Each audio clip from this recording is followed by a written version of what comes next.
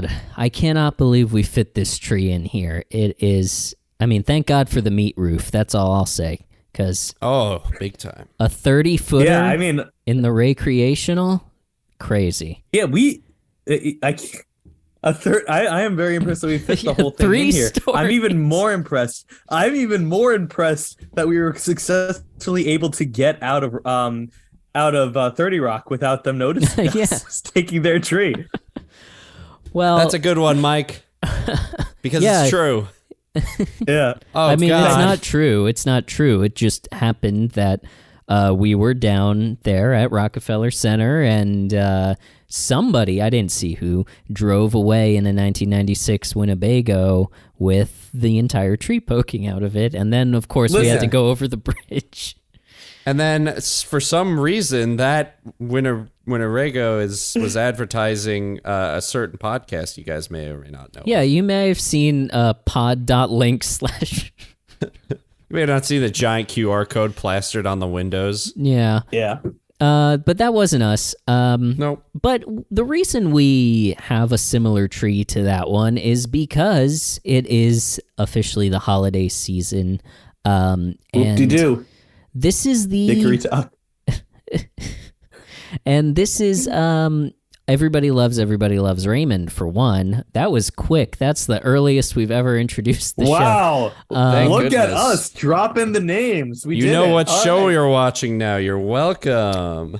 And who are you people? It is the Everybody Loves Raymond rewatch podcast, and we are ringing in the Christmas season because, unfortunately, we're not going to see each other over the our holiday break. We're taking a holiday break right off the bat. I'll just share that we are going to be. Yeah, we all have plans. Yeah, we have plans. We have things we're doing. This is going to be the last episode until January 11th, which I think is 4 weeks from now, 3 or 4 weeks. So we'll be back on January 11th, but we're all doing various things. We're triple booked. That's not what that means. We're all booked, all three of us. Yes, the triple in of different us parts. are You're booked. absolutely right. Yeah, I'm flying to Geneva actually to try to secure some international alliances for the campaign for mayor for Alex. But yeah, You're flying to Geneva to get votes for, or just endorsements. Like, what is your strategy there, considering that it's a local election? Yeah, no. Well, listen, it's local for now. You got to make the general public care about it so that everybody votes in it. Mm-hmm. No, so what I'm gonna do is I'm going. See, this is the campaign manager stuff that Alex brought me on for. I'm flying to Geneva, where there's actually a new convention happening. I don't know if you guys The have been paying Geneva attention Convention? to the news. Yep. Yeah, Geneva Convention 2, Electric Boogaloo. It's a. They finally they're finally back. Jokers. Finally. Yeah. Yeah. Wait, did you say they're bringing Sal up on war crimes? Is that what you said? Yeah. Okay, yeah. No, Yeah, I mean, it based on seems- everything we know. It seems like building the tower brought in some other unsavory things. But yeah, I'm going in there, number one, as a witness, and number two, I'm gonna rub shoulders with Emmanuel Macron and all of those international people that are there. Name and hopefully one get some, other European world leader, please. oh shit, Angela Merkel's dead. She's not dead. She might as well be. Down. Oh, who's the new prime minister? They have a new one. I know, they have a new one every crap. week over there across the pond. Austin Powers. It's Austin Powers. He's back. It's Austin Powers. They finally got powers now. Well, that's the thing, because remember, Austin was one of the Jokers, I think, and now that they're all spread out all over the world, there was an opening, which appropriately Austin Powers would find an opening and fill it. Am I right? Shagadelic. So you're going over to Geneva to attend Sal Volcano's war crimes trial and hopefully rub some elbows tribunal with world no, leaders. I figure that I can convince the powers that be in the in the EU and NATO. Zelensky's occupied, so I wasn't able to get him. But that's an unfortunate pun. Yeah. But I didn't even intend that, to be perfectly honest with you. but I'm We gonna stand with rub Ukraine. shoulders, get some money. Yeah, we We do stand somehow with Ukraine. found room to put a "We stand with Ukraine," like 8 by 10 foot sign on the back of the Winnebago. It's pretty full. We also have, a couple of weeks ago we mentioned our "We Have Sexy Velma" banner. I didn't forget about that. There's a lot of that's stuff right. hanging off of this RV filled with meat. It's not street legal. It is not street legal, but good luck catching us. Yeah, we go fast. So But yeah, that's the plan is to get some international relationships to help us with the campaign, get some endorsements. I figured that when the French start endorsing, when the Italians, when the Spanish, when everybody starts saying, "Hey, you know what? This guy's good for Lynbrook," then he'll win. That's my idea. Mm-hmm. And then maybe also start a war crimes tribunal for his opponent. Well, maybe Tyrone Dickey, not his other opponent. Yeah, that's what guy. I meant. I meant Tyrone Dickey. Yeah. I mean, Yeah. I'll sign on to that.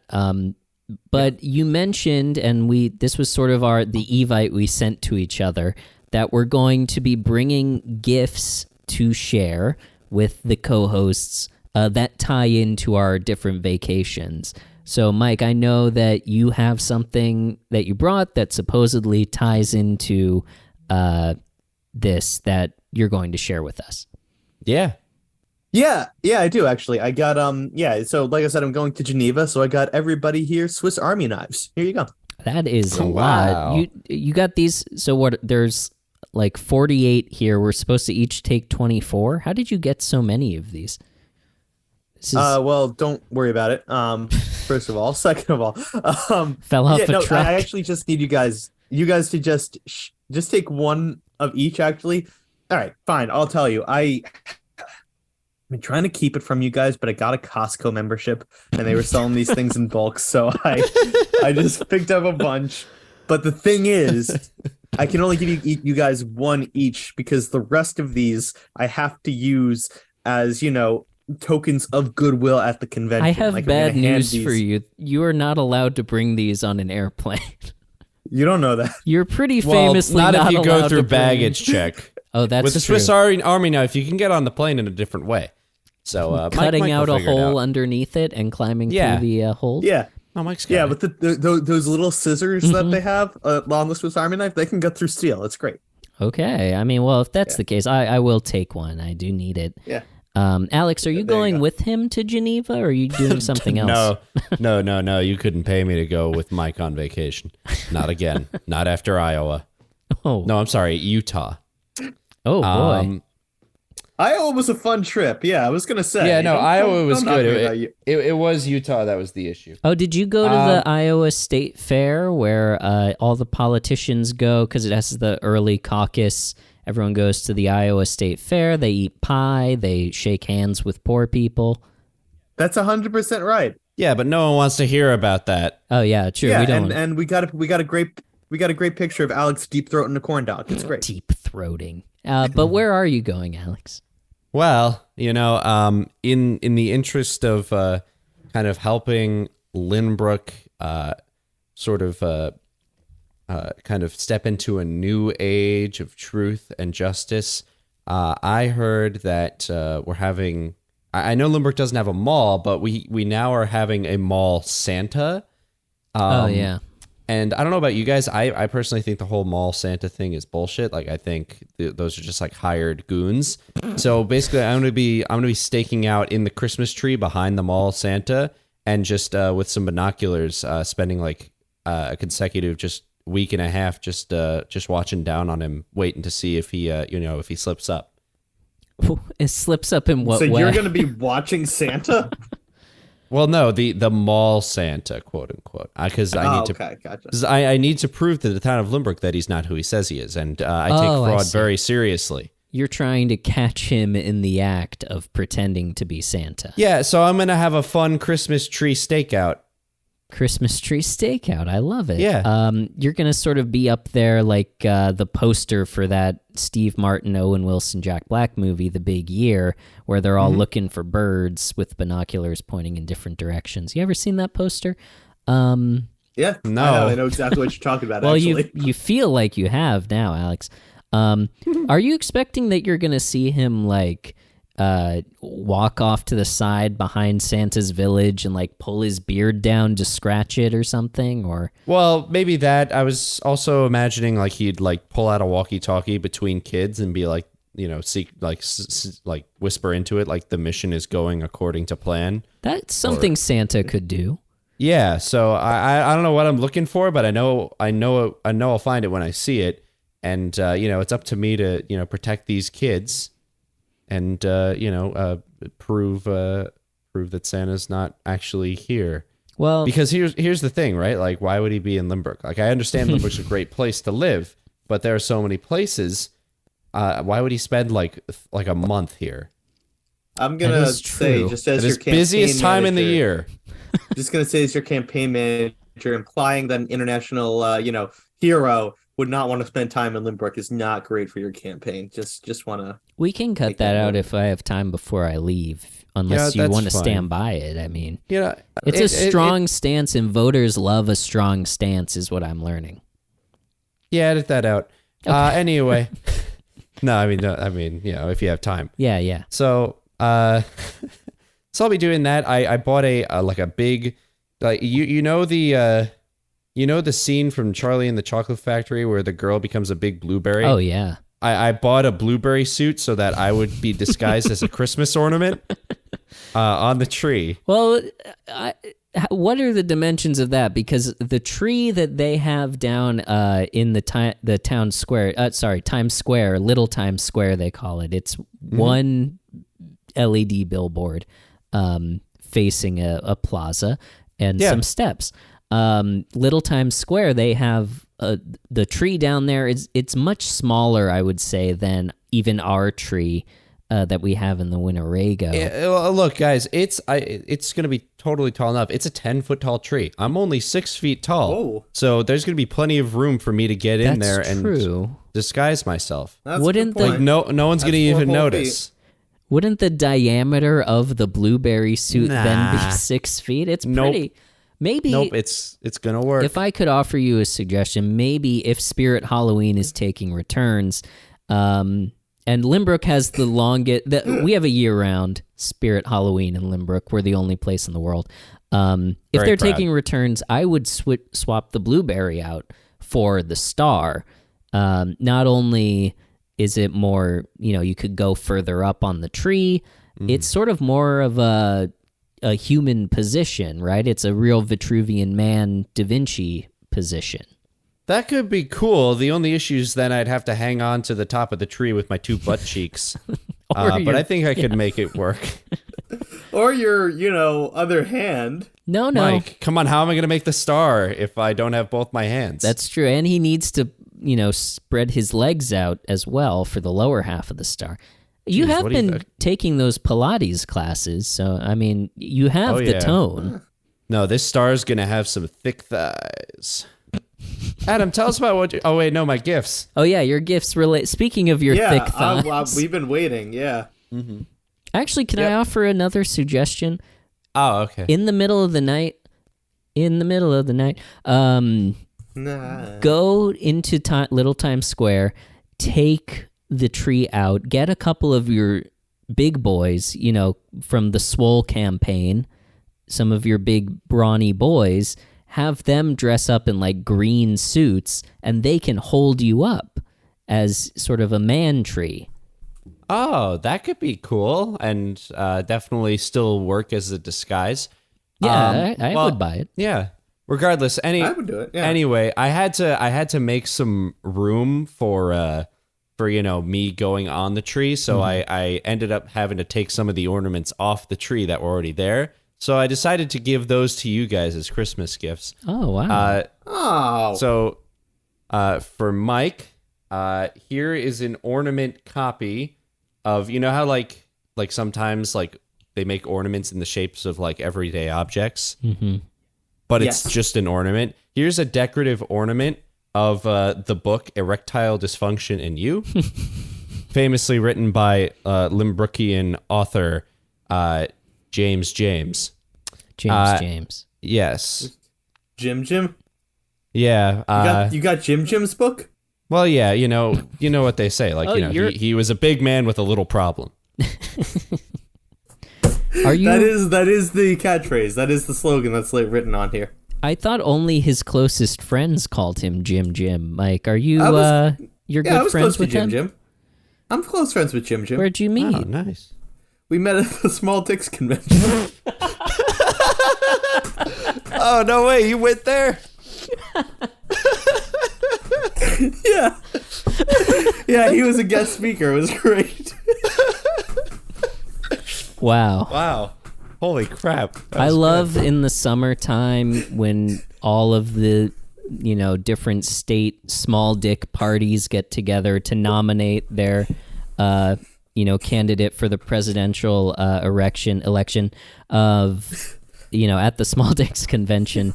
Anyway. Yeah, no, it's always fun. It's always fun. He almost got the nomination last year. Not quite, but almost did. That was hard. Oh, and the ornament I stole for Adam was since I know you have an oppositional position to my party, not oppositional by ethics, just because that's how the chips fell. I'm managing the campaign of one of your opponents, Father John Strami, also known as Pa.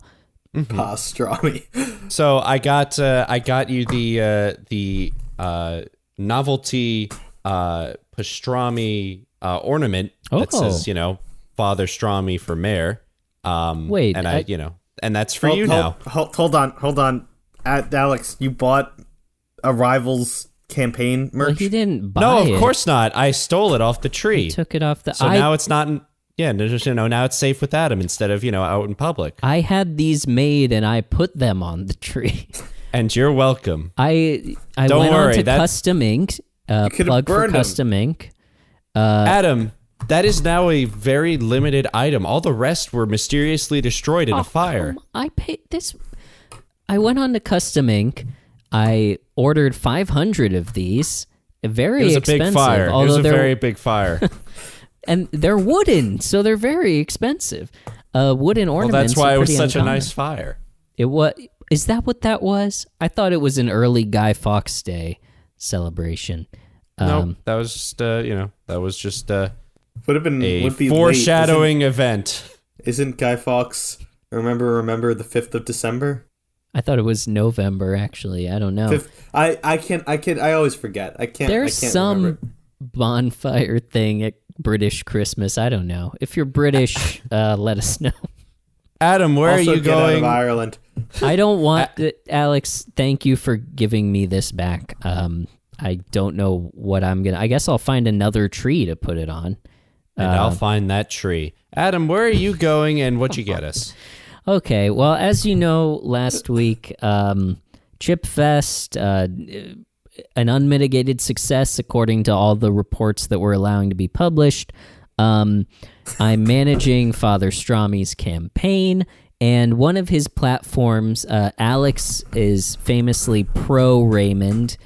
Tyrone Dickey is famously anti-Raymond. One of John's platforms is that we should honor every sitcom character in a giant rotunda in the center of town. And so I'm flying out to a little place called Hollywood to go rub elbows with some of the sitcom greats. I've never heard of that place in my life. Well, you wouldn't have. I've already got a meeting set up with somebody you might have heard of by the name of Michael Richards. No, I don't know who that is. Oh, I got some bad news for you. What? He might not have the pull that you're expecting him to, Adam. No, I think last time I checked in the early 2000s, he was pretty popular. People really liked him, and he had a lot of goodwill. Yeah, you know what? Kramer was great. We love Kramer, but also, he kind of just, you know what? Go ahead. I would just recommend you look up his set at the Laugh Factory before you head out there. That's all I'm saying. Okay. Mike, well, no advice. I love to laugh. No advice for opponents. So I'm meeting No advice for opponents. Ignore it. Make sure you take a picture with him and give the thumbs up, and make sure it's plastered all over Limerick. That would be great.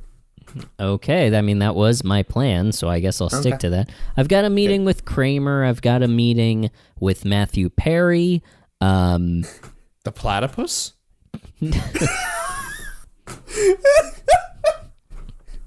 That's so fucking genuine and in character for Alex. He really did seem to mean it, I will say. Yeah. Just like, Don't judge me. one of the biggest actors of the early 2000s, just like, oh, the platypus. Also, that fucking guy. He's in the zeitgeist now because he just wrote his memoir about his struggle with addiction. So, did he? I didn't actually know that. Okay. So I have. Go ahead. No, I famously don't know people. Yeah. You only Mike know knows animals. this. Yeah. I also ask me. Never mind. I was gonna do a very, very deep cut, but I'm not. I think Try me. I don't think it's worth it. Is it Phineas and Ferb deep cut or Matthew Perry deep cut? Matthew Perry deep cut. Bring it on.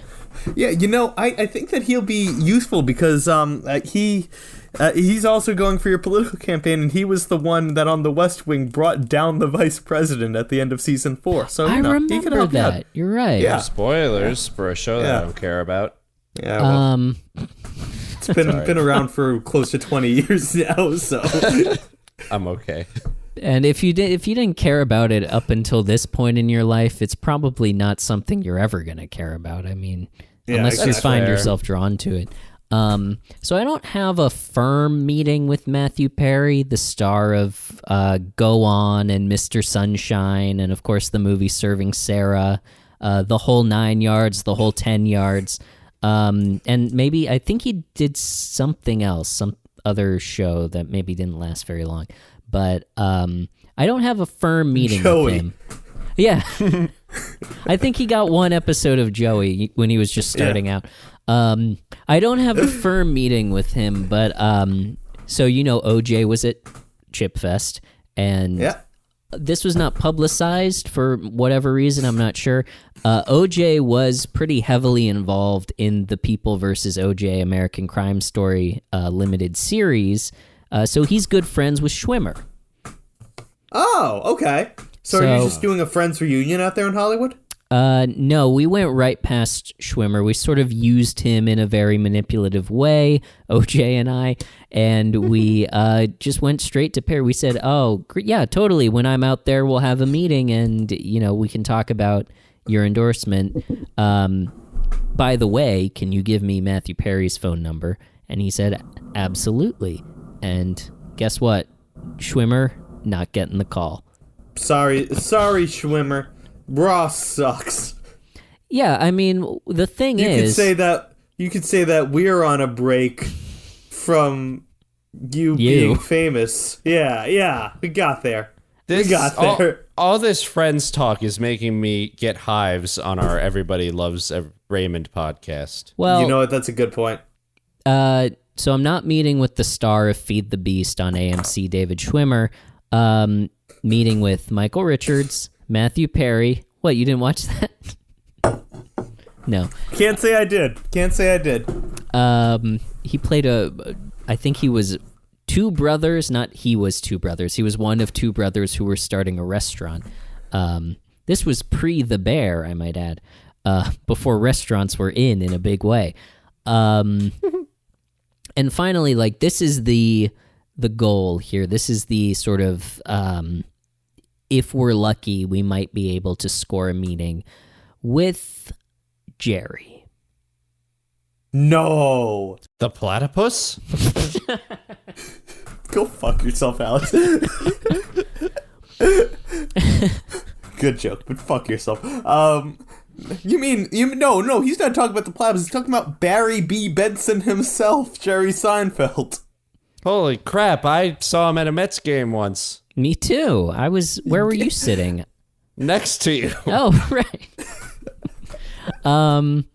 Yes, Matthew Jerry Seinfeld is going to reportedly be in town doing some comedians in cars, and Michael Richards says that if you if you happen, this is the rumor, this is what he tells us. He says he's only done it once, and it might be specific to him. But if you happen to be standing on the street as Jerry is driving by doing a Comedians in Cars, taxi rules apply. So all you have to do is stick your hand out or do a wolf whistle, and he will pick you up and you can go. He'll take you wherever you want. Well, yeah, he'll take you wherever you want. That serves coffee. That's sort of the rule. So luckily, it's sort of like you got to know where the Starbucks is closest to the place that you want to go. But we're going to try it. We're going to go out there. We're going to try to get Jerry to endorse pastrami.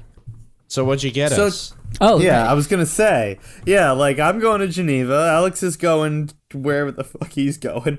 And you're going to Hollywood. But what does the gift have to do with it? Well, just in preparation and sort of, talking with agents and going back and forth trying to set up these meetings, we found ourselves in possession, the campaign has, of a number of box set DVDs. So for Mike, of course, we have the complete series of Feed the Beast, starring David Schwimmer. That's a thin one. I don't know. You can't really call that a box set. It's kind of like a folder set, if anything. Like I was gonna say, yeah, it's like a disc. It's maybe 10 episodes.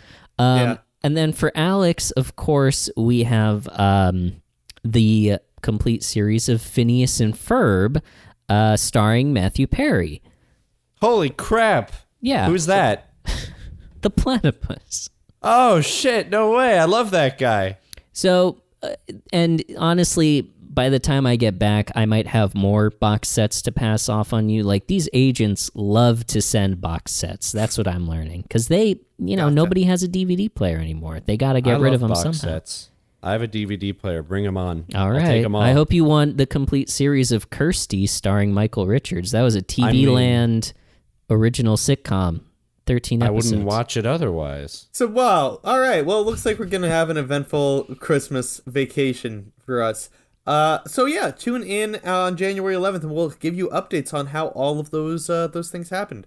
In the meantime, though, I promise you, we are an Everybody Loves Raymond podcast, and we will be breaking down season 2, episode 9 of Everybody Loves Raymond. So I guess we'll just have to go to the. What's that episode called, Mike? It's called The Gift, right? Oh, yeah. That's appropriate. Is it?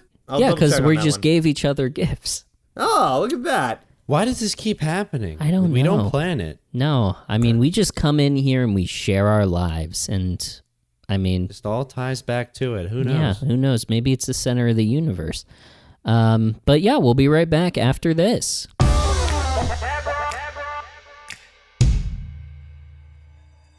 All right, let's reset everybody in Warrior 1.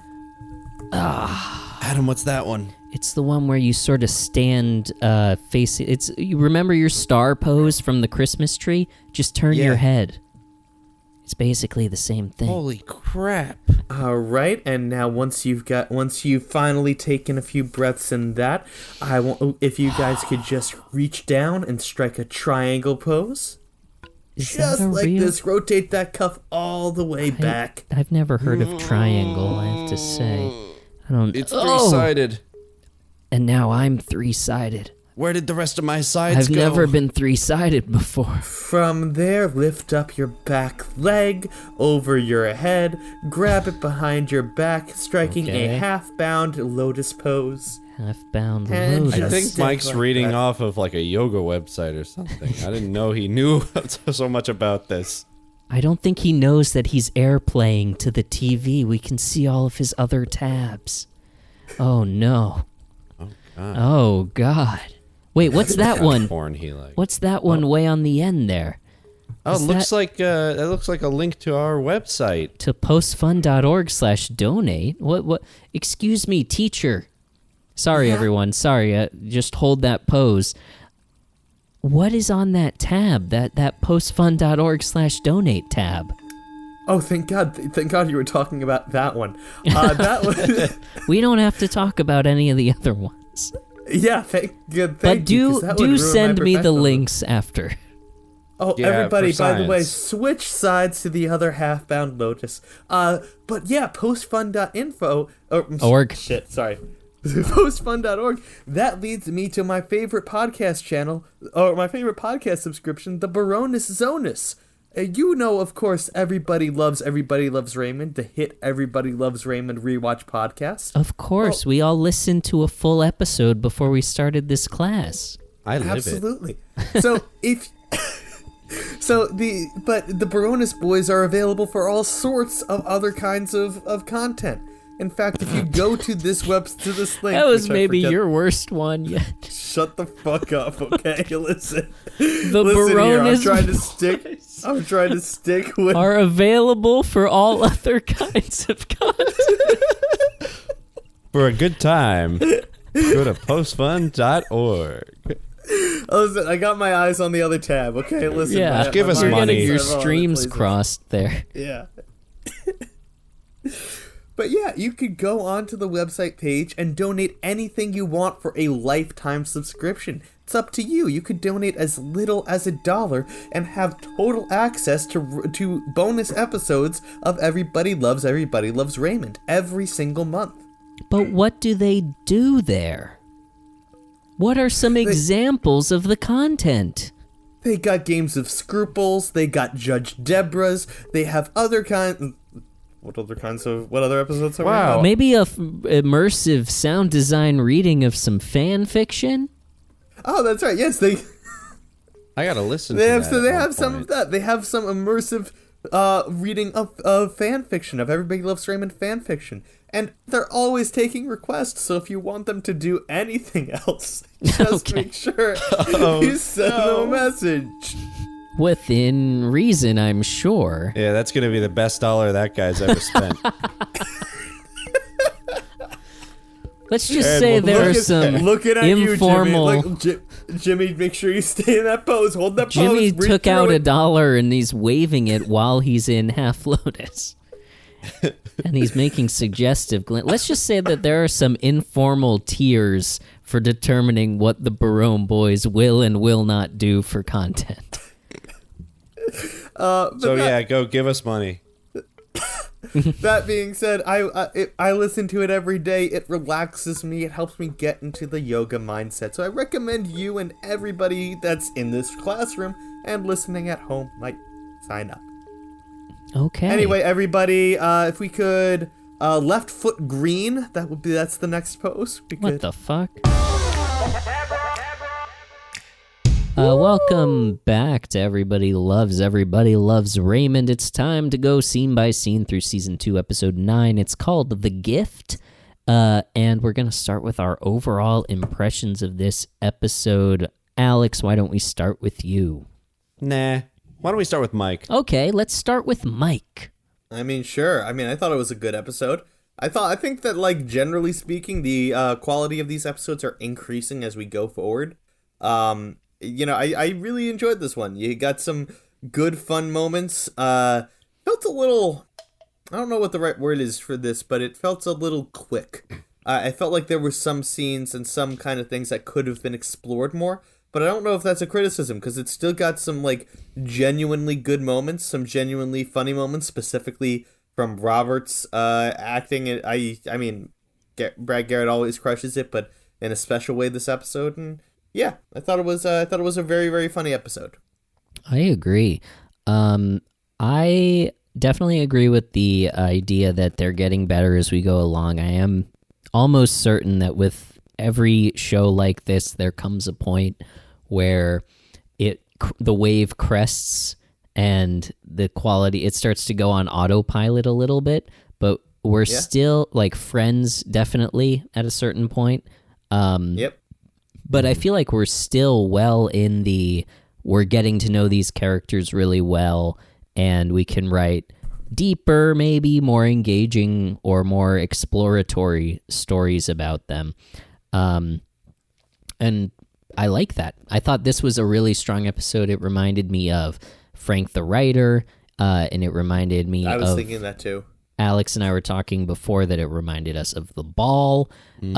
Really strong. The Ray and Frank dynamic is really well explored in this episode and in those episodes. And I think they really use that as a way to explore some of those deeper like father-son dynamics. And beyond that, yeah, Robert very funny in this episode, Marie very funny in this episode. So I really liked it. Alex. I felt bad for Ray in this one. But episode-wise, I really liked it. I thought the premise was interesting. I kind of just like... It felt like we had kind of two different plots stuck together here, where like the first half was about Ray not getting his dad a gift, and then I thought he was going to kind of get busted for that, and that was going to be the episode, and then it just kind of did like a 180, and then was like, oh, nope, now it's about the fish being dead. Still not bad, and it flowed very well. I just was not expecting the episode to take the turn it did. Yeah. So I thought that was interesting. It's sort of like golf, how it started off as one thing and then became something else. It started off as like, oh, Ray's going to be tricking Deborah to go and have fun at golf, but then it became like a serious exploration of Ray's mental health. And this was sort of in the same vein. Like it took that more serious turn that let us have that dramatic scene at the end. But let's start going scene by scene through it. We start with our cold open, Shea Stadium. We're back in the press room. Andy and Ray are in there. Ayo. Ayo, indeed. Andy and Ray are in the press room, and Ray comes in. Well, Andy's in the press room. Ray comes in. He's trying to pick Frank's birthday card, and he bought... It seemed odd to me, but I guess... I don't know the economics of it. He bought 6 cards beforehand. I guess he'll just save the other ones to give to other people. Yeah, Ray's got the money too. Actually, could you return cards after you buy them? I happened to buy a greeting card today, and it was like $4. So 6 times 4, even in 1997 dollars. That's still a lot. That's a little much. Yeah. Yeah. But among the ones that he got were a guy walking over a hill, and Andy says, "Get it? Over the hill? He's old, your father." Which I thought was a good funny one. Andy, for just this cold open, really shone in this episode. And then another one where it looks on the front like it's big breasts, and then you open it up and it's the butt of a chimpanzee. And Ray says something like, "Either way, he wins." You should have gone for that card. Yeah, I think that. Well, as it turns out, yeah. But he lands on the one of a baby with a bowl of spaghetti dumped on his head, and he says he laughed when he did it to me. But I thought his read of this was wrong. He said when he did it to me instead of when he did it to me. You know, he laughed when he did it to me would have been a more emphatic reading than he laughed when he did it to me. You know, of all the things that were crossing my mind, during this scene, don't think that one hit me exactly. Gotta be honest with you. I thought it undercut the punchline. Now that you say that, Adam, I kind of agree with you. Where it's like, wow, there really is like kind of this. It was a weird way to end the opener. I think if he would have the way it was done, punched that me a little harder, it would have buttoned the scene really well. Like, oh, he laughed when he did it to me. Then we go out on that laugh, but he just sort of trails off with the emphasis that he has on the line there. Yeah, and it makes it feel kind of sad. Yeah, he laughed when he did it to me. Oh, now I'm doing it. I can't help but do it right. That's how good of an actor I am. He laughed when he did it to me. Like, it doesn't make sense to emphasize did. My only thought when I was watching this was, man, Hallmark cards have never been funny. Like, that was... It's true. Yeah. You ever go into that greeting card aisle and laugh and laugh? They're good. No. Me neither. We go into our anti-gravity opening, and then we cut to Frank's birthday party. Is this the first time we've ever seen anyone sitting at that dining table in the Barone's house? Yeah. Definitely. So some nice, interesting visual flavor to this episode. Felt we get weird. to see back there. It does feel weird. Like, the set is unusually deep.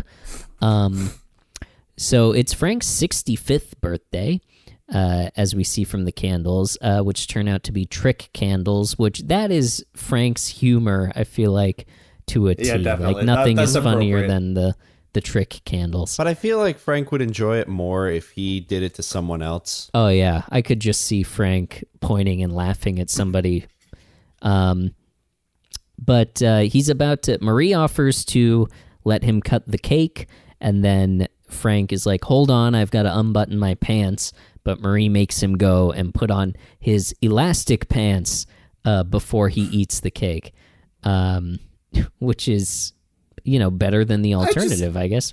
I agree. It's just very funny to me that he's just like, all right, better unbuckle with company all around. I guess. Well, it's I his guess he hit a family. certain point. Yeah, but Yeah. still. And at that like, point, like they knew what they got into. But we at also know that 65, he it's did, all downhill yeah. from there. Is that the logic? No, I'm saying at 65, you're at the point where you don't really have to give a shit around your family anymore. Yeah. Yeah. You kind Maybe. of do what you And just also, kinda, Frank- you get to do whatever you want. Frank we've seen him open his pants around everybody, like at the True. party, the anniversary party. That's true, too. Lee, Stan, Maxine, they've all seen it. But I think it's more of an excuse because Frank leaves to go put on his elastic pants, and Marie says, "Okay, let's go get his presents," and she runs into the kitchen. Forgot to mention that the reason Ray is so hung up in the cold open about picking a card is because he's not planning to get Frank a present. He thought they weren't doing presents. That brings us to here when he and Deborah right. find out that I believe they Ray are doing established. presents. I believe Ray established that tradition a while ago because he hates getting presents for his parents. Which, as this episode goes, I understand why. Mm-hmm. Yeah, he also mentioned that like it seemed to have been an agreement from years prior that they no longer did presents for these kinds of things. But I guess understandably, because 65 is a big birthday, they decided to go ahead and Ray did not get that memo, and now Yeah. that is the big conflict. But yeah, And Robert says as much, and he's clearly very thrilled that Ray is going to be embarrassing himself in this moment. He's like, yeah, well, it's his 65th. We should do something for that. Luckily for Deborah, the kids made stuff. So, she has she that can to give kinda- him, but kinda Ray take has credit nothing. for that a little bit. Ray has just the card. Frank comes down with his elastic pants, and they all start to give him presents. Marie gives him a sweater. Meanwhile, Ray is in the back asking Deborah for $20 to put in the card. Unfortunately, the envelope is already sealed. The envelope's already sealed. I thought that was that was a subtle line, but a really funny one. Mm-hmm. Oh yeah, And because it's a real problem. Ray's saying, damn it. Marie got him a sweater, and Frank has a lot of like criticisms of it, and he tries it on, and somebody says, oh, or Frank might say, I'll send you to return it. But Marie very like smugly is like, it's a final sale item, no refunds, no exchanges. And then Frank has the line, that's what her parents said when we got married, which is a zinger for sure. It's also very like, fuck It's also, you. yeah, it's also probably the truth. Yeah. But, well, I don't know. Well, I if- guess we haven't really met Marie's parents at all. Do we? I don't even remember. I think they're dead. Marie's parents? Yeah, no, I don't think we Don't ever they? see them. Yeah. Doesn't a grandparent for Ray and Robert show up at some point, though? Am I wrong? I don't know. I don't know. Maybe it's like Deborah's grandma or something. Hey, let us know. Shoot us an email. Yeah, well, I hope that we don't have to watch the entire show to find this answer, because I will forget that we cared about it at some point, and Yeah, not definitely, observe definitely. the occasion. But Robert then hands his present to Frank, but first he has a card. Robert got Frank the spaghetti card, and Frank, of course, Yes. finds it hilarious. That just stings. He had 6 I know. options. It's a And he real... just, Yeah. It's Russian roulette. He picked the wrong one. And Robert hands Ray it to just him, and he's throws like, away. yeah, Yeah. Ray's toss of the card is very funny. Robert's Very like, dramatic. oh, remember when you did that to me? And he and Ray go back and forth about, no, he did it to me. No, that was cereal. I thought is funny detail because clearly Frank made a habit of this at some point of dumping bowls onto people's head. But Frank opens the present, and Robert got him the remote boat. It is a little wooden box for your remotes, your TV guide, and your soda.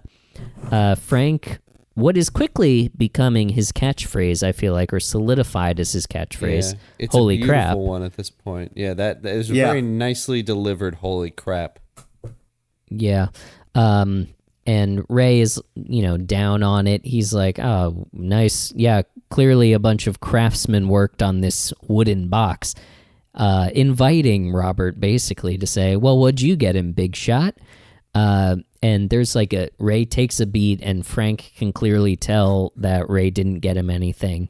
And he's a little, he says, oh, I shouldn't have expected gifts from everybody, but in a very he's hitting salty the guilt way. trip button. Here's the thing. When Frank started that sentence, for a moment, I thought he was doing like the super unexpected thing where it's like, oh, you shouldn't expect, anything from anyone. It's okay if, you're always welcome here, your family type thing, which I don't know why I expected that because it's Frank. But yeah, that was cool. Like, I don't know why. Until the way said, that delivery started. Yeah, that's exactly what I was going to say. Until he finished the line, I thought it was going to be like trying to help Ray save face in this moment. I'm like, it's not a big deal, even though he's clearly disappointed. But Ray, in a moment of desperation, does what Ray does best, and he lies and says he got a present, but he had to special order it, and it hasn't gotten here yet. And I want to play you the clip of how they respond to this. Okay. Hold on. So, when do you suppose it will arrive? Hey, it's not that fruit of the month thing again, is it? No. Oh, that was the worst. Okay. They're still coming. We got grapefruit out the wazoo. You promised you'd stop them. You're still in the computer. It's going to take a couple months. Dear God.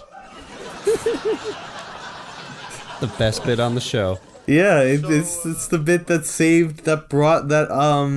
got Raymond started, really. Yeah. Just the fact that it's a runner for 30 episodes later is so funny. It shows how well that joke landed. Yeah, especially because of how strong that bit was in the pilot. Marie's desperation in that scene is Doris Roberts really heightens that to a really funny extent. So I love that callback.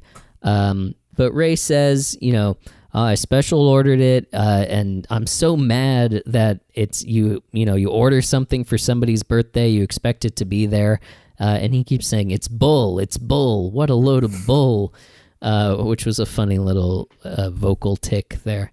But we cut from there to Ray and Deborah. They're in the bathroom of their home getting ready for bed, and Ray's complaining about, I don't know what I'm going to get him. They go into the bedroom, and he's sort of painted himself into a corner because it's got to be something that he ordered, so he couldn't just take him to a ball game, as Deborah suggests. He has a little bit of a brainwave of, if I got him the universal remote, he wouldn't need the remote boat. But Deborah says, what about the TV guide and the soda? She has a point there. Ray's first instinct is to undercut Robert's gift. I noticed that too. I noticed that too. I thought that was very funny that his primary thing is it's not just to save face, it's to stick it to Robert. I thought that was great. Absolutely. And it almost seems unconscious. He's not like, oh, I'm going to shiv Robert with this. It's like his pattern is to take what Robert did and outdo it so that he can remain the favorite, basically. So you can see that pattern probably playing out over their whole childhood. But Deborah suggests that when she needs to get a gift for her parents, she just gets them something that they like. What does Frank like? Ray says the number 3 combo at Woe Hops, pork fried rice and egg roll. No doubt, whenever that exchange occurs, it's very dicey. But I like the callback. You mean when they bring up Woe Hop? You mean? Well, whenever Frank orders at Woe Hops, for sure. Oh yeah. I mean, we already know in Anniversary that he has some trouble with the delivery man, making fun of the delivery man. Oh, that's right. I actually had forgotten about that. Yeah. But I like the callback to Woe Hops. I like that we're solidifying the world here. I feel like we haven't heard about them since season 1, episode 10, Captain Nemo's, when they played against Woe Hops in the basketball tournament. Maybe we have in a line since then, but was it the same Chinese restaurant? Because I was thinking about it, and I couldn't remember the name of the team. No, I think it was Woe Hop? Hops. Yeah. Yeah, I think so. Okay, all right. Well, look at that. Consistent world building. I respect it. Yeah, it was. The number 3 combos. Yeah, so I like that world building for sure. Deborah suggests that they should light the egg roll get him that and light the egg roll on fire because Frank loves trick candles so much. Tell him it's an egg roll trick candle. That's fun. That is fun. It's a fun idea. And Deborah's like, do that or, leave me alone and let me go to sleep. She turns off the light and rolls over. But Ray, sitting upright in bed, has another idea. Frank apparently likes to sit by the fish tank at Woe Hops, so maybe he could get him a fish tank. Deborah says that's a good idea. But the lie was that he special ordered it. So what could he have special ordered about the fish tank? What about a special fish? And Ray is, some scuba diver in Fiji looking for Frank Barone's special fish. And he's very pleased with this idea. I thought that was a fun little bit. Yeah. Yeah, great gift idea. Just kind of like, just... And I like that Deborah's just like fully in on this, just like helping Ray save face with the family. And just like, it feels like a very natural way to figure out what to give someone, where it's just kind of like you're just thinking about them and you notice this little tiny detail that gives you an idea based on like, oh, maybe they would like this. And it turns out to be a huge hit. Yeah, it's a very sweet gift in a way, is that he notices Frank's preference for sitting by the fish tank, and it turns out that this is the right hunch, and Frank really does, we see, enjoy it. So yeah, I think it's a very considerate idea, really. I agree. It's just a day too late. Yeah, it's just a day that's born out of lying. But we'll talk about this at the end. I almost don't blame Ray for not getting him a present because it seems like the tradition had been established. But at the same time, yeah, this is a fantastic gift if it arrived on time. Like that's the real if, but yeah. Yeah, and I think also it's a communication thing of Robert and Marie should have been like, it's the 65th, Ray, we really should get him some presents for this one. Mm-hmm. But the Barones famously don't communicate. Of course not. We cut to the Barone house. I really liked this shot of Frank. We're looking at Frank through the fish tank. He has his fish tank, and the fish are swimming past in front of him. And he gives his second holy crap of the episode. And I love the shot of Frank moving out of the way and the reveal of Robert, his distorted image, his head sort of ballooning, and he's holding the remote boat with this look on his face of absolute... Oh, and there's a little bit of more of a metaphor there. Robert got Frank a boat, and Ray got him the whole ocean. Oh, hey, look at that fish and all, dude! Snaps. That's beautiful. Wow, what AP English class did you just walk out of with that symbolic interpretation right there? I think you mean failed out of, Adam. I'm sorry for your loss. Everyone's so excited about the fish tank. Frank clearly loves it. Marie is going to call Lee and Stan to come over and see this. Robert tries to change the subject. That Civil War special's coming on. And I've got the boat. And Frank says, who needs TV? We've got our own Discovery Channel right here. I didn't look this up. Are they talking about the Ken Burns Civil War, do we think? Well, I guess that depends. I thought Ken Burns Civil War came out earlier than the 90s. I think I'm actually it gonna did. Google age. Ken Burns Civil War. 1990 it came out, but maybe it's a rebroadcast. I didn't consider looking into that, but I wonder. I feel like the Discovery Channel doesn't do that type of thing anymore. I think it's a lot more of, human interest these days.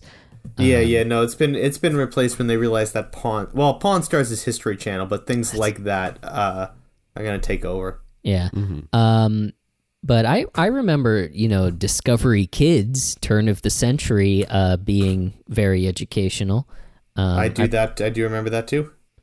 But Frank brushes off Robert and continues to just stare at the fish tank. It's really, when we see Frank excited about things, we've called this out before, it's very endearing. It shows that he's not, entirely a curmudgeon. He's just sort of specific and set in his ways, and he likes what he likes. And he likes this. Deborah says, oh, Ray, he loves it. And Robert, clearly upset. He mocks her by going, oh, Ray, he loves it. And great mockery voice, by the way. It's nice to see that change, that contrast of him going into that high voice. But then he mopes away, and we sort of pan over to Allie asking Frank if they can name the fish. Frank says, we'll call that these two, Lee and Stan, and this big one with its mouth open, we'll call Marie. Which, wow. Gotta put a little jab in, Edgewise. You gotta put a little jab in there. Stick the knife in.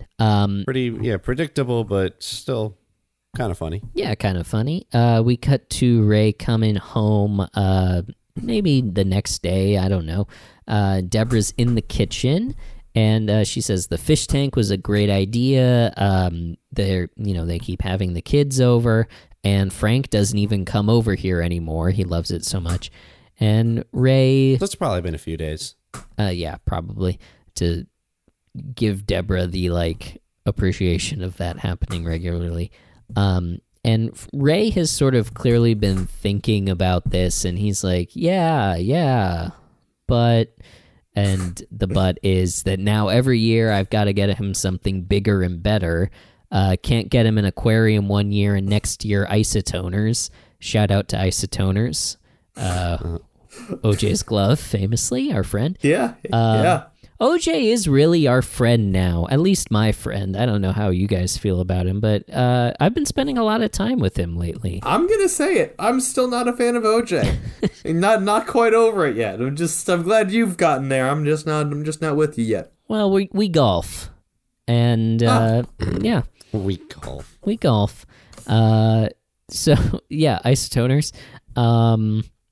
Deborah says, so this flashed me back big time to Recovering Pessimist.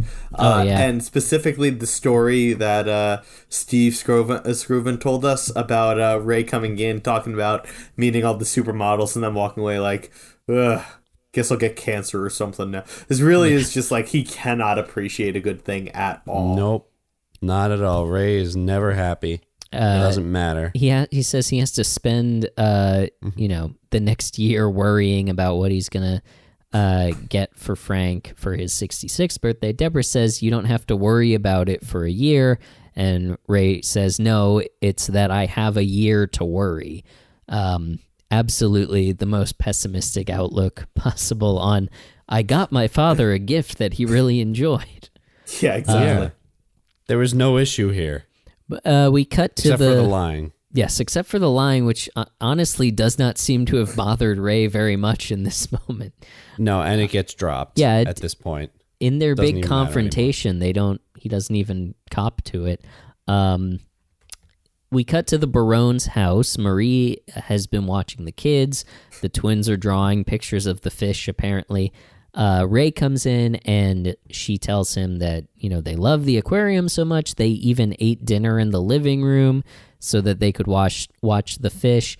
Not tonight, though. We're having baked salmon, she says.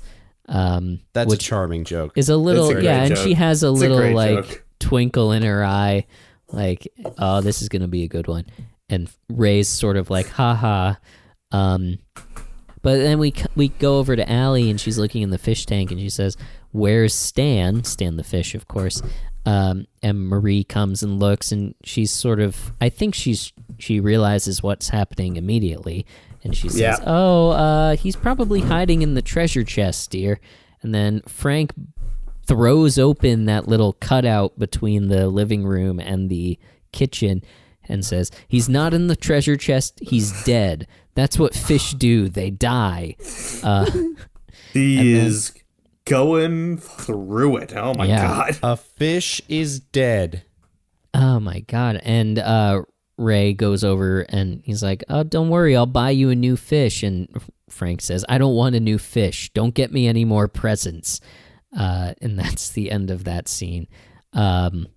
Very, Frank is a man who feels things fully. He feels things in a big way. That is true. Yeah. His poor fish has passed, and he's taking it very hard.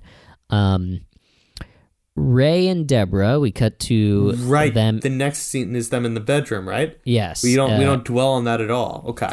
No. We sort of get in and out of that pretty quickly. There were a lot of cuts in this episode, a lot of different scenes. I did notice that too. Mm-hmm. Ray and Deborah are in bed. Ray is sort of staring at the ceiling in an existential crisis and is talking about this to Deborah. And Deborah says Allie was upset too, but she managed to get to sleep, essentially saying, "Shut up, Ray. It's just a fish." Deborah doesn't think, she says, that it was the fish. It's what the fish represents, Frank's own mortality.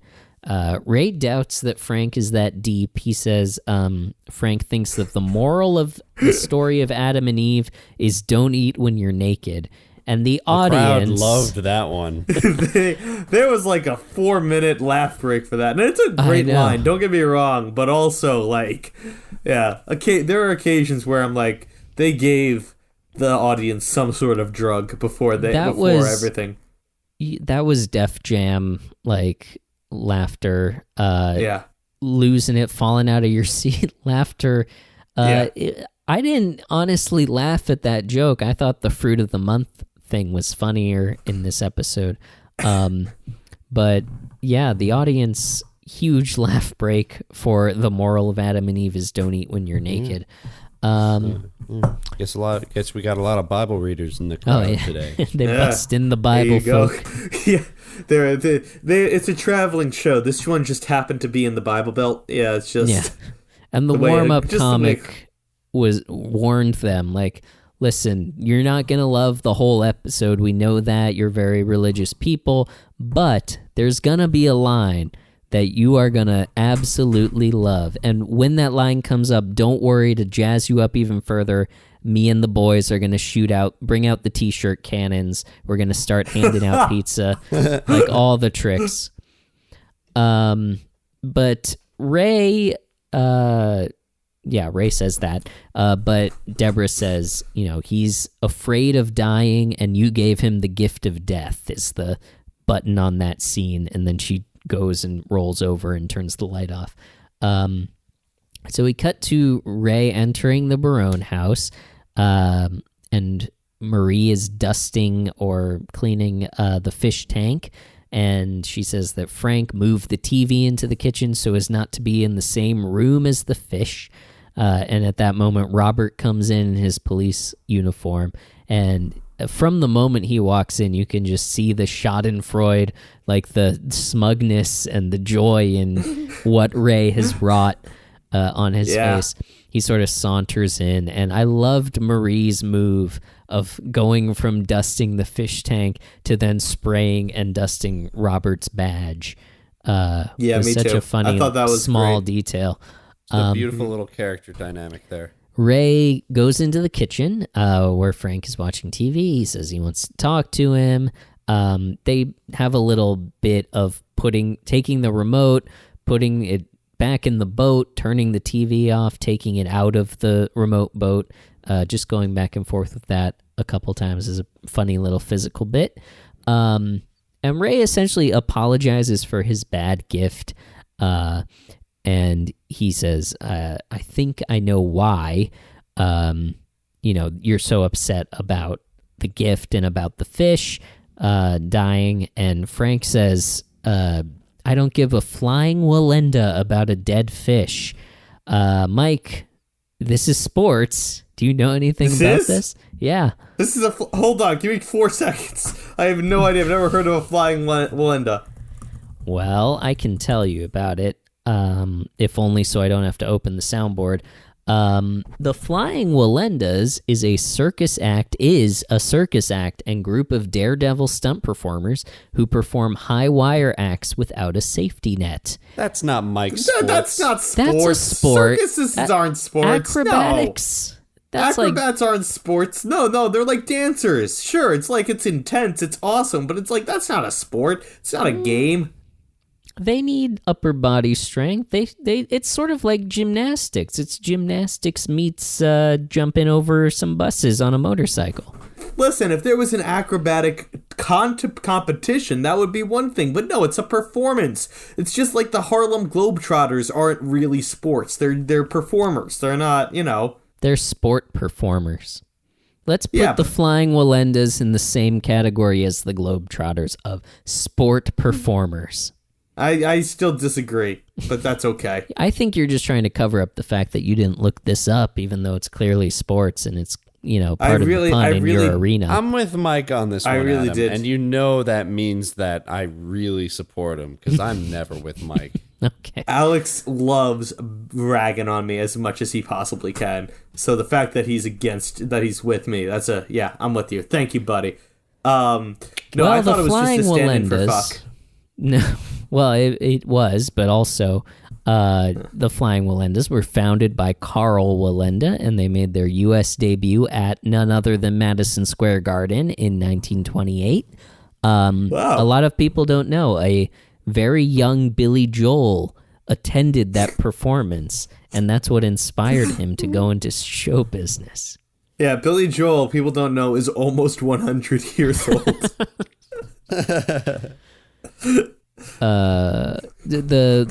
So they had their U.S. debut at the Garden. Several of the Flying Walendas, in what can only be called predictable, died while performing high wire acts without a safety net. The number, if you go to their Wikipedia page, the number of paragraphs that end with blank Walenda died in 19XX, falling from a tightrope and not having a safety net is ridiculous. Like, there's occupational hazard and then there's just tempting fate, I feel like. I feel like if you're paying for a ticket to go see the Flying Walendas, it's like, yeah, you want to see something special, but you're also kind of like sort of hoping that like you're gonna like there's some kind of malicious part of you that's just like, maybe I'll see it. Like there's something there. You know what they should do, and you Walendas, you don't even have to credit me. Have a safety net, but sort of hide it like under like a false floor so that the audience thinks that there's no safety net, and then they'll think if you fall that you're dead, but then you can stand up and raise your hands in the air and people lose their shit. They'll be so thrilled. I don't see... Yeah. I mean, there's really no need to defy death in this day and age. But maybe in the 1920s there was. Oh yeah. They somehow have generated 7 generations of acrobats, and probably the most visible member of the group nowadays is Nick Walenda. and he's done a lot of like high profile stunts, like walking across Niagara Falls on a tightrope. That was in 2012. And he holds, I believe, 11 Guinness World Records for various acrobatic feats.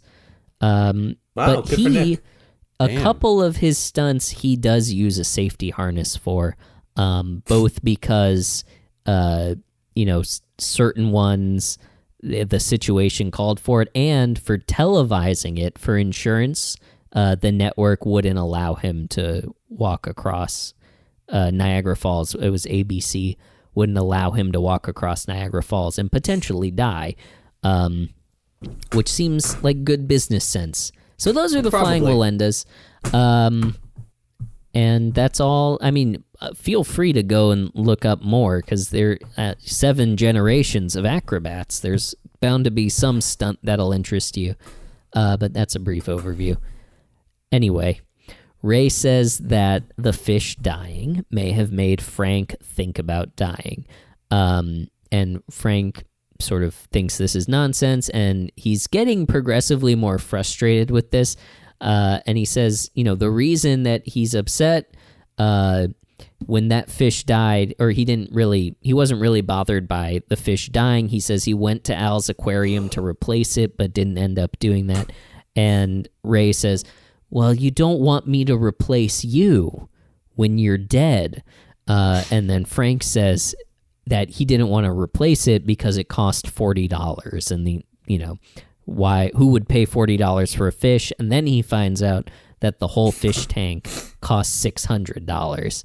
And he's getting like furious, exasperated. He says, where do you get off spending that kind of money, $600 on a box of water? Next year, why don't you get me a mug that says I make more than you?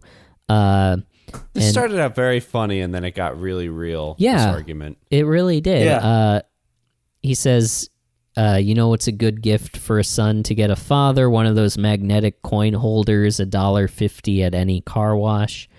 And then I want to play you guys a clip. Come on, I make a good living. I can afford to buy you this. I know! Okay, I know! Look, how would you feel if little Jeffrey went out and got you some big, expensive thing? I'd wonder why Michael didn't get me something. But then I would feel proud. I'd feel proud that one of my boys could do that. You think that's how you'd feel? No, I would. I would feel proud. So you don't feel proud of me? No. There's some of that. There's some of that. But then there's me. I still have to feel about me. Come on, Dad. What you did all right. Didn't you do better than your father? Some contest.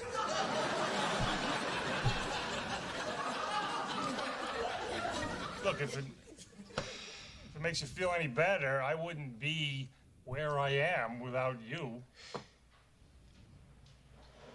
Yeah. So, sorry for the gift.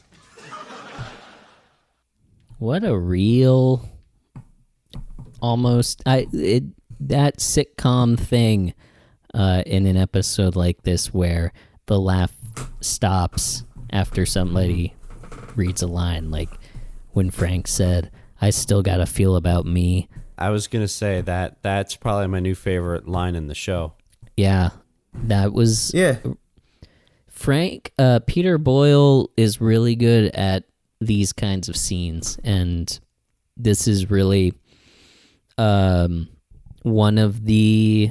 this is the type of scene that I think elevates this show over. It's not schmaltzy. It's not like, the Full House special episode, which has the, literally the little soundtrack, electric piano under it. And it's just, a beat of silence is so much more effective. And it's cheaper. I think you pay once up front for all of those stings. I don't think you have to get a bespoke one. I bet and this is a challenge. We'll send you a free sticker if you can prove this. I bet there is the same musical cue in season 1 and in season 9 of Full House in a very special episode. I believe that, and I'll take that to my grave. I'm not gonna fight against you on that one, honestly. But yeah, I mean, I think that there's twofold here. Number one is like, yes, this is a very, very well written scene, very well acted. It's also like, it's a perspective we actually don't get. Forget about sitcoms, but like on TV in general, like we hear a lot about the American dream, but we never, or rarely, I should say, hear about the flip side of that, like how it makes it feel, how it makes the previous generation feel, and the negative, or the less than stellar feelings that can bring with it. So I thought this was like really nuanced, and I was very pleasantly surprised with this scene. Yeah. Definitely it's a perspective that, we never see of, yes, you want your kids to do better than you, but also that's going to create a point in time where your kids are doing better than you and you feel, smaller about it.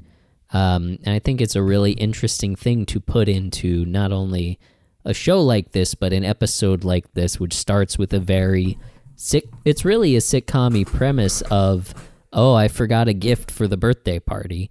And then the fact that it ends up with this sort of existential, like, getting older and parenthood and, tying into themes of like work and generativity and things like that is really interesting. Yeah. So I really like this scene. Absolutely. We go from there to our hot close, and it is, I forgot, the closing line for that scene, or near closing, was Ray says, "So you weren't upset about death at all?" And Frank, I think he takes a swig of his ginger ale before or maybe after, says, "Oh, sorry, it's not ginger ale. It is a can of apple juice." Thank you for reminding me to bring that up. That messed me up. It's a can of apple juice, like a Pepsi can of apple juice. Was that something that existed? Because it's clearly Mott's. I'm sorry. It must have been. The point. I don't think they made it special for the show, but in my brain, you either get an apple juice in a bottle or in a cardboard box, a carton, with a little bendy straw. So odd to see a can of apple juice. It's like if you went into like a parallel dimension where things were just slightly different, it would all be like bags of milk and cans of apple juice. I agree. Weird. It's just a little bit strange, yeah. So you weren't upset about death at all, not until you mentioned it. Thanks, though. It was a funny button. Hot close, some men taking away the fish tank. Apparently, we find out that one of those men is Wohop himself. Ray gave the tank to him to put in the restaurant. Unfortunately, the name John Lee is incredibly common. I don't believe this is the John Lee that was born in 1920. But I would also be very surprised. Wohop is played by John Lee, and I even double-checked. I went to the credits of the episode because I thought maybe IMDb was wrong. It definitely links to the wrong IMDb page, the wrong John Lee, based on the picture of the man that's on that page. So if anybody knows what became of John Lee, was this his only role? What other names does he go by that maybe we could narrow it down? I'd love to know. This begins the hunt for John Lee. If you find John Lee, we will send you a sticker. This is really all we have to offer at this point. But all we got is stickers. But they're cool stickers. They're good stickers. They're good stickers. The other man is not credited, so I have no idea who that was. But yeah, John Lee, if you have seen him, heard of him, he is not the British actor who was born in 1920 and died in 2008. I don't think. That didn't look like a 67-year-old man. He looked to be mid-40s. But Wohop comes and takes the tank away. Robert says, "At least you still have the remote boat." And Frank says, actually, I needed a coffin for Stan because Allie wanted a ceremony. Beautiful. You can't flush a $40 fish. And then I loved the end of Marie running out of the kitchen holding the box of fruit and yelling, "Wait, take some fruit," after the men. Such a great button on that scene. Absolutely beautiful way to end it. I agree. But Very that's fun. this episode. So let's wrap it up with our classic barometer. That's the scale on 1 to 10 on which we rate Ray's performance as a husband, brother, father, gifter, son, fish tank, both purchaser and donator. So 1 is the bad men of television. That's your Walter Whites and your Don Drapers, men who actively harm their families. Whereas 10 is Danny Tanner, Carl Winslow, Uncle Phil. These are the great men of particularly 90s sitcoms, the dads that we all look up to and aspire to be. So let's start with Alex. What is your rating for Ray for this episode? You know, Ray did his damn best, I think, in relation to his family here. So let's take it out kind of scene by scene for a sec. So, like, you know, in the beginning, he still gets he clearly puts a lot of thought to what he wants to get, what card he wants to get his dad, and then does a pretty good recovery once realizing that you know, he has to get his dad a gift, or when everyone else is getting him a gift, he gets his dad a great gift, and from there has a pretty decent heart-to-heart with his dad. I think the only 2 real mistakes he made were, 1, not checking with his insane family before the birthday to see if they were getting him gifts, and 2, not listening to Deborah, but assuming that she was correct in why Frank was upset, instead of just going to talk to him and ask what was wrong. I think those were his only 2 mistakes, and they were both pretty small ones, and I think otherwise he was pretty damn good. I think this is a high score for me. I'm going to give him an 8. All right. Mike, how do you feel? Yeah, I think this is one of his strongest performances, I think, ever. I mean, like, the only thing that I really want to fault him for is not getting his dad a gift, but like I said earlier, I don't really blame him for that. It seems like this was out of the ordinary, and sure, maybe he should have thought of it, but also, like, communication on the rest of the family's part to say, hey, we're getting dad some gifts this year. I do not fault him.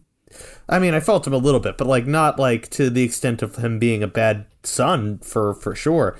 And yeah, I mean, like, everything else that's, like, negative is, you know, standard rivalry with his brother. That's not a bad thing. And he actively tries to fix the situation once he realizes Frank is feeling down. I'm gonna give him a 9. I don't see any reason to give him any lower. Yeah, I think he did. I think he was a really good son this episode. So I give him a 9. Awesome. I forgot one little piece of my argument. Just the last thing I wanted to say before Adam goes. I'm going to selfishly insert here. I did also not like how he only found the negatives after everything worked out for him in the first half of the episode. That's true. Yeah, but that's Ray. That's just how he always is. My score stays the same because I considered that. I just forgot to mention. Adam. I agree. Obviously, this is a good performance from Ray. He not only it's not really his fault, like we've said, that he didn't get Frank a gift. In a perfect world where the Barones are a considerate, supportive family, they would get each other gifts every year for their birthdays and for other major holidays. But, you know, given the situation that he both grew up in and currently lives in, I don't blame him for forgetting. And we saw that he really tried hard to pick a good card for Frank's birthday. So I feel like given the parameters that he had, not getting a gift was okay.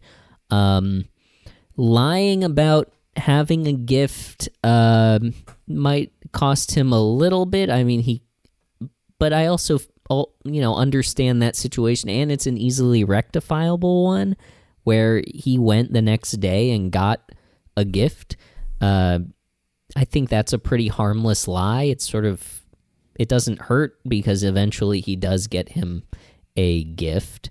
So I don't even fault him too much for that. And this gift, $640 at least, but plus the cost of the other fish and, pebbles, filtration system, whatever else is involved in the purchase, $700 in 1997 is worth $1,300 today.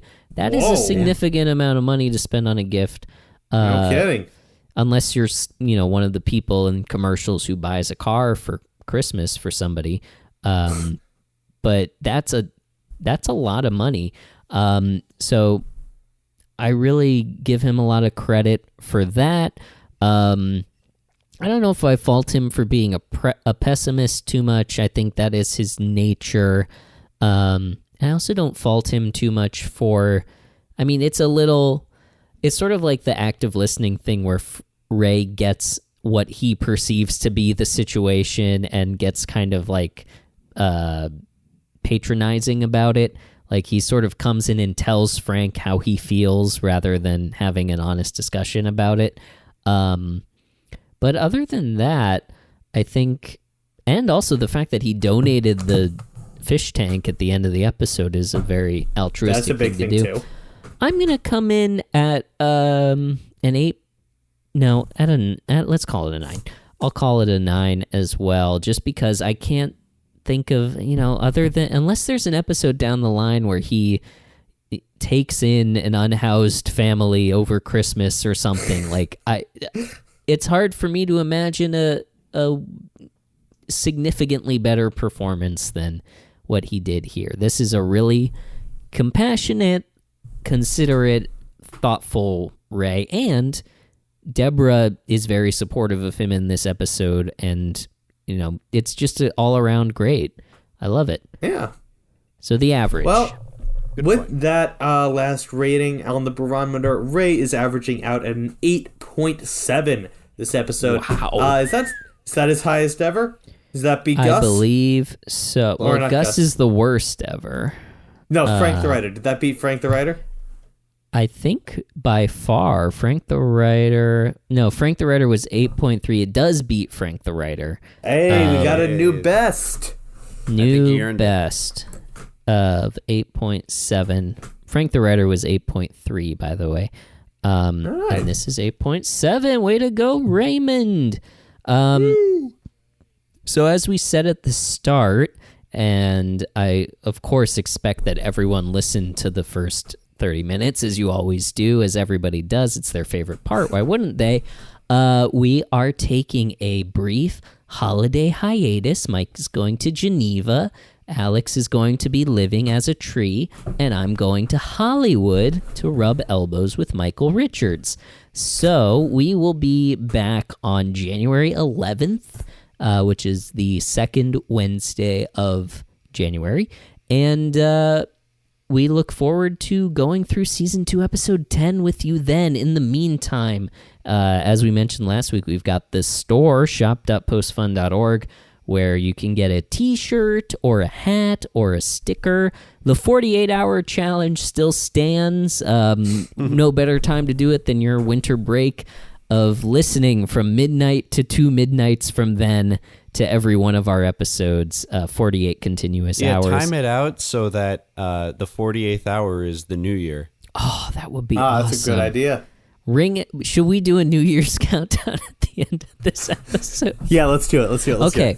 So if it's, let's get through this first. Instagram and Facebook at Barone Zone, postfun.org/donate for the Baroness Zonus. New Baroness Zonus for December is a game of Scruples. We did our first ever game of Scruples.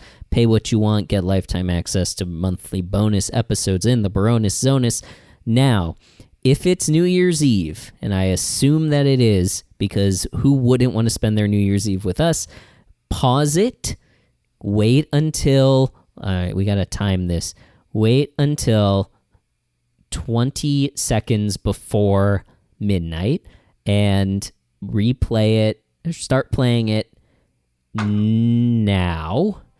And we're going to start counting down in 10 seconds. And here we go. 10, 9, 8, 7, 6, 5, 4. Everybody loves Raymond, and we love